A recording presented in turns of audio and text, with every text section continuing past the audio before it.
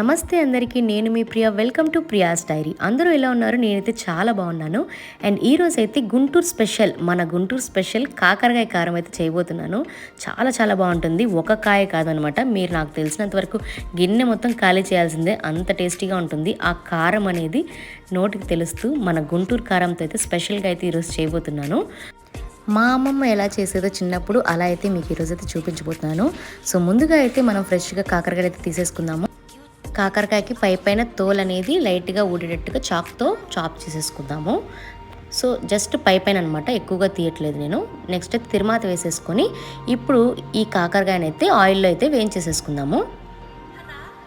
Medium ఫ్లేమ్లో వేయించుకోవాలి. And కొంచెం పసుపు అయితే యాడ్ చేస్తున్నాను.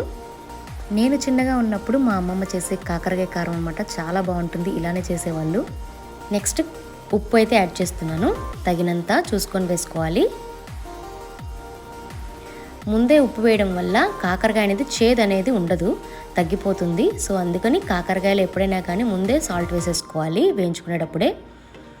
అన్ని వైపులా కాలేంత వరకు మనం ఫ్రై చేసుకుంటూ ఉండాలి, అటు ఇటు తిప్పుకుంటూ. ఎందుకంటే మనం కాయలు వేయించుకుంటున్నాం కదా, సో అన్నీ చూసుకుంటూ అటు ఇటు తిప్పుకుంటూ వేయించుకోవాలి. అంటే దీనికి సంబంధించిన మసాలా అనమాట. ఇప్పుడు కారము, శనగపప్పు, ఉప్పు, జీలకర్ర, చిన్నుల్లిపాయ, కొంచెం కొబ్బరి, ఇవన్నీ అయితే నేను గ్రైండ్ చేసేసుకుంటున్నాను. కొంచెం బరకగా అయితే గ్రైండ్ చేసేసుకుందాం. ఇవైతే ఫ్రై అయిన వాటిని నేనైతే పక్కన తీసేసుకుంటున్నాను. ఇలా కొంచెం వేగగానే తీసేసి పక్కన పెట్టేసుకుందాము. ఇవి చల్లారాలన్నమాట. ఇప్పుడు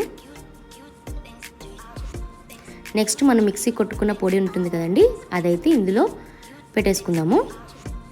ఇదే మెయిన్ ఫేవరెట్ అనమాట దీనికి. ఈ కారపొడి అనేది ఎంత టేస్టీగా ఉంటుందంటే అంత బాగుంటుంది. అండ్ నేను వాడింది గుంటూరు కారము, గొడ్డు కారం అనమాట, చాలా బాగుంటుంది. అండ్ పప్పులు కొంచెం వేసుకోవాలి, కొబ్బరి, ఇవంతా టేస్ట్ అయితే చాలా బాగుంటుంది. పప్పులో కానీ సాంబార్లోకి కానీ ఉట్టి తిన్నా కానీ ఎంత బాగుంటుందో, చాలా బాగుంటుంది. నాకైతే అన్ని కూరల కన్నా ఇలాంటి కారం అంటేనే చాలా ఇష్టము. ఊరగాయలు, కారపొడులు ఇలాంటివి చాలా బాగుంటాయి కదా. సో ఇప్పుడైతే నేను ఇవంతా స్టఫింగ్ చేసేసుకుని పక్కన పెట్టేసుకొని, మిగిలిన ఆయిల్ అయితే ఉంటుంది కదా అందులోనే ఇవి కొంచెం ఫ్రై చేసేసుకుందాం. నెక్స్ట్ ఈ పచ్చి వాసన అనేది పోయేంత వరకు సిమ్లో పెట్టుకొని అటు ఇటు తిప్పుకుందాము. జస్ట్ పచ్చి వాసన పోయేంత వరకు మనం వేయించుకోవాలన్నమాట. సిమ్లోనే పెట్టుకోవాలి, లేదంటే మాడిపోతుంది. మిగిలిన పొడి కూడా నేను ఆయిల్లో వేసేసుకుంటున్నాను. అన్నంలో కలుపుకోవడానికి చాలా బాగుంటుంది ఈ పొడి.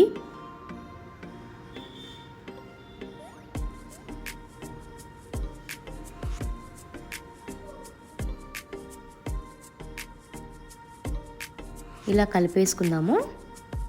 ఇంకా ఫైనల్గా అయితే అయిపోవచ్చిందనమాట. చాలా బాగా కుక్ అయిపోయింది. మంచి స్మెల్ అయితే వస్తుందన్నమాట, కారం స్మెల్. తింటే ఆహా అనాల్సిందే, అంత బాగుంటుంది. సో ఫైనల్గా అయితే అయిపోయిందండి. ఇంక నేనైతే స్టవ్ ఆఫ్ చేసేసుకొని ఒక ప్లేట్లోకి అయితే తీసేసుకుంటున్నాను. చూస్తున్నారు కదా, ఎంతో నోరూరించే కాకరకాయ ఫ్రై కాయలతో, అది కూడా చాలా బాగుంటుంది. తప్పకుండా ట్రై చేయండి. అండ్ ఎలా ఉందో నాకు కామెంట్లో చెప్పేసేయండి. ఇదండి ఈరోజు వీడియో అయితే. మీకు నచ్చింది అనుకుంటున్నాను. నచ్చితే కనుక లైక్ చేసి సపోర్ట్ చేయండి. Thank you for watching my channel.